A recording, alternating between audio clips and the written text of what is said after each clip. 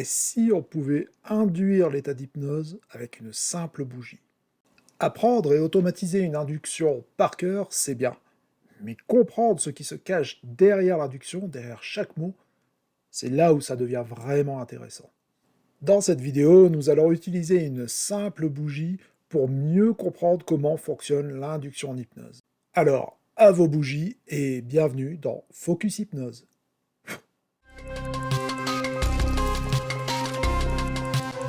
Focus Hypnose.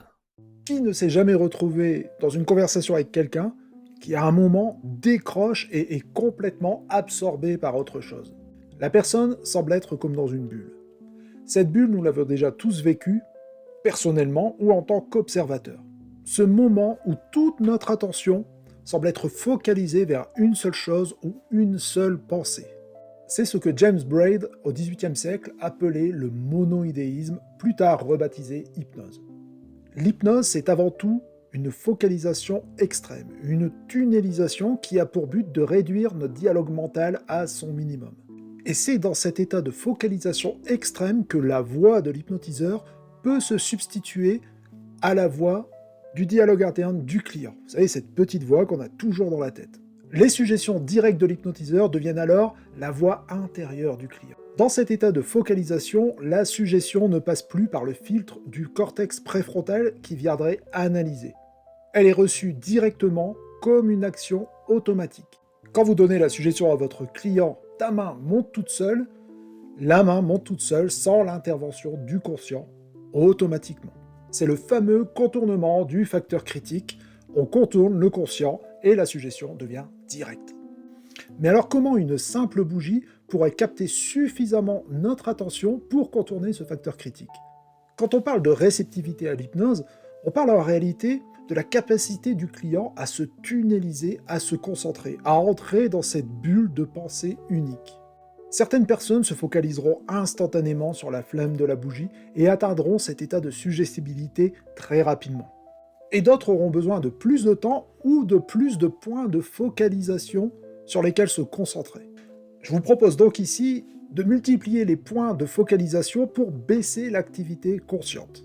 Le premier point de focalisation, la bougie, qu'on appellera point de focalisation externe. Les yeux sont fixés sur la flamme de la bougie. Deuxième point, une focalisation interne. Quelque chose qu'on va aller chercher à l'intérieur du corps. Par exemple, la respiration. Observer sa respiration sans la modifier. Troisième point de focalisation, une deuxième focalisation externe, auditive cette fois. Le tic-tac d'une montre, un métronome. Je vous conseille de ne pas trop mettre de musique, ça pourrait remettre le conscient en route à l'analyse de la musique. Donc quelque chose de très neutre, un métronome, une horloge. Si votre client fixe la flamme de la bougie, se concentre sur sa respiration et écoute le tic-tac de la montre ou du métronome, il ne pourra pas normalement remettre un dialogue interne en route sans se défocaliser d'un de ces points. Donc si on respecte ces trois consignes, la focalisation va se faire progressivement, cette tunnelisation va commencer à se mettre en place. Il ne vous restera plus qu'à introduire votre voix et les suggestions pendant que la personne est focalisée de la sorte. En ce qui concerne la façon de placer sa voix, de donner les consignes, le rythme à avoir, je vous renvoie à la vidéo que j'ai faite il n'y a pas si longtemps sur les 10 conseils pour votre cabinet d'hypnose où vous trouverez toutes les techniques pour pouvoir poser sa voix. Je vous renvoie vers ça. Les suggestions que vous allez donner doivent être simples et compréhensibles de tous. Par exemple, plus vous regardez cette flamme, tout en observant votre respiration, et plus le corps devient lourd et ralenti à chaque clic du métronome. Demandez toujours un retour du client. Vous sentez cette lourdeur qui s'installe? Le client répond oui ou non. Et on continue nos suggestions. Plus vous observez cette flamme en respirant, et plus vos mains sur vos cuisses sont lourdes comme collées aux cuisses. Demandez un retour. Vous sentez cette lourdeur dans les mains? Quand vous essaierez de lever les mains et que vous arrêterez d'essayer, vous irez 10 fois plus profondément dans cet état d'hypnose. Allez-y, essayez. La personne teste et 10 fois plus bas, plus loin, plus profond.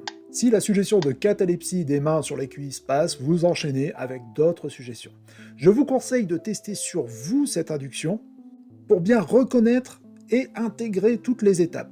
Et faites-vous les suggestions à vous-même, à la deuxième personne, donc en utilisant le tu, comme si vous étiez en train de le faire sur quelqu'un d'autre. Alors bien sûr, ceci n'est qu'une base d'induction.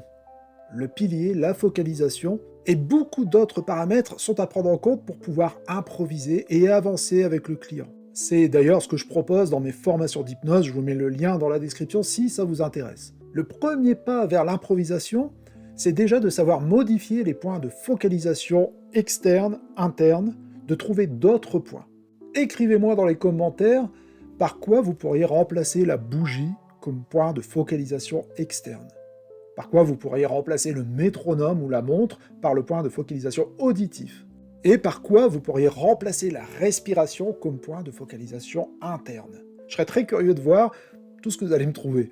Si ce contenu vous a plu, que vous le trouvez utile, n'hésitez pas à liker, partager la vidéo, c'est le meilleur moyen de me faire savoir que mon travail vous intéresse. Je suis Jérémy Collier, formateur, praticien en hypnose, auteur, et merci d'avoir suivi Focus Hypnose.